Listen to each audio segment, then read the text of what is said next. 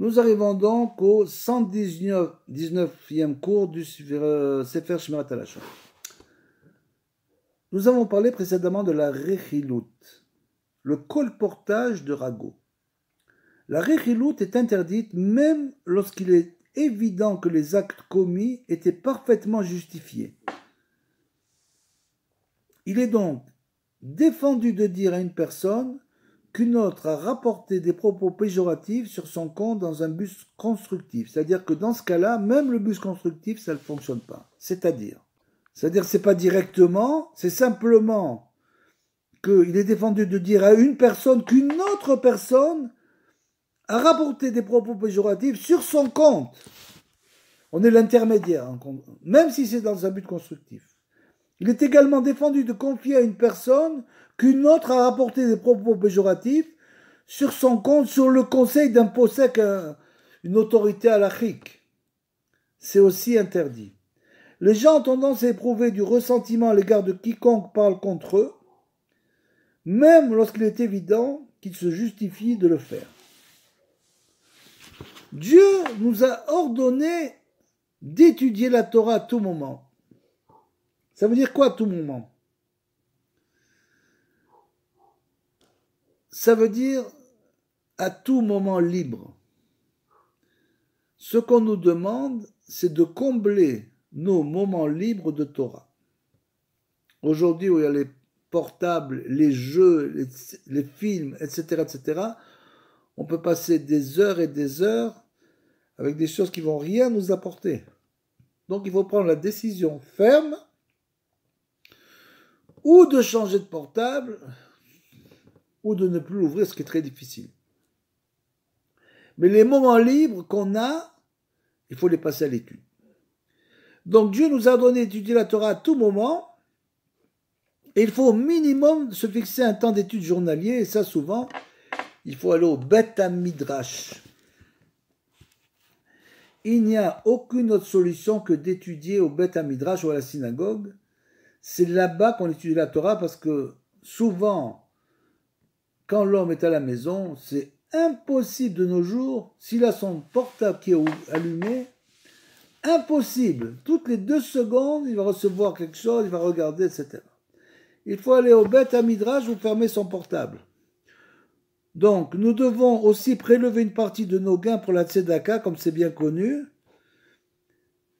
Pour le maaser, 10% du maaser, aussi la tzedaka, la charité, et pour d'autres mitzvot pour lesquels nous sommes tenus de sacrifier une partie de nos gains. Le mauvais penchant nous incite à relâcher l'observance de ces mitzvot au moyen d'arguments très simples. Que te reste-t-il si tu te prives de sommes qui pourraient te permettre d'excellents investissements? Comment est-ce que tu vas arriver à donner un minimum de 10% de ce que tu gagnes? C'est impossible.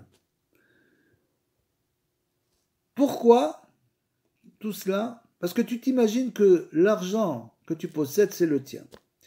Dès l'instant où l'homme pense que l'argent qu'il a, c'est à lui, alors il a du mal même à payer le maaser. Ce qu'il faut qu'il comprenne, c'est que rien ne nous appartient. Rien ne nous appartient. Tout est Hachem. Dès que l'homme arrive à se séparer du côté matériel, même s'il travaille, s'il gagne sa vie, etc., même s'il vit dans le monde matériel, même s'il étudie peu la Torah, malgré tout, il doit comprendre que rien n'est à lui, que tout est Hachem. Donc si tu gagnes, tu dis merci Hachem de me faire gagner. Si tu perds, tu dis merci Hachem de me faire perdre. Parce que ça, c'est tout ton argent. C'est pas le mien. Et donc grâce à ça, on arrive à donner ce qu'on doit et à vivre une vie surtout beaucoup plus agréable. Parce qu'on n'est pas en train de se dire tout le temps, quand j'aurai ça, je ferai ça. Qu'est-ce que ça veut dire quand j'aurai ça, je ferai ça? Tu dois vivre le jour présent, uniquement le jour présent, nous dit Rabbeinu, et tu dois dire, je suis content de ce que j'ai aujourd'hui. Et quand j'aurai ça, je ferai ça, ça n'existe pas. Donc, ou bien un autre argument, c'est le meilleur moment pour entreprendre un voyage d'affaires. Tu ne trouveras jamais une occasion comme celle-ci. L'étude attendra un peu. Qu'est-ce que ça fait rien, j'arrête d'étudier quelque temps, je vais faire des affaires. C'est ainsi qu'il nous pousse à donner un peu moins de tzedaka ou à sacrifier un peu de temps réservé à l'étude pour ne pas manquer ces excellentes occasions. C'est pour cela que le roi David nous a dit « Aie confiance en Dieu, aie confiance qu'il t'accordera ce qui a été décrété pour toi.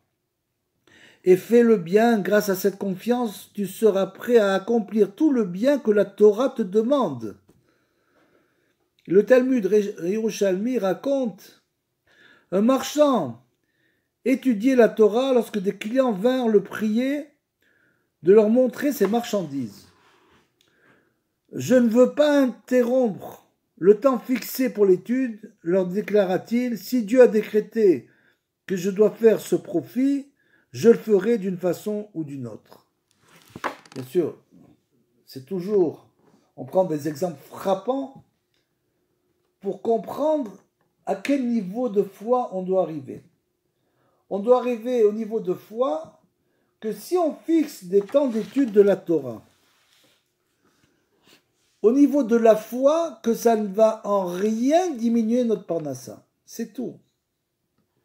Ça ne diminuera pas notre subsistance. Qu'est-ce qui va se passer? Il va se passer qu'une personne va commencer à étudier et sa subsistance va diminuer. Il faut savoir, ça diminue ou ça ne diminue pas. Au début, elle va diminuer. Et c'est ça le test de la foi. Le test de la foi, c'est que sa subsistance va diminuer au début. S'il tient le coup et continue à étudier, elle va revenir comme avant la subsistance. Il aura gagné la même somme. En plus de ça, il aura gagné ce monde-ci et l'autre.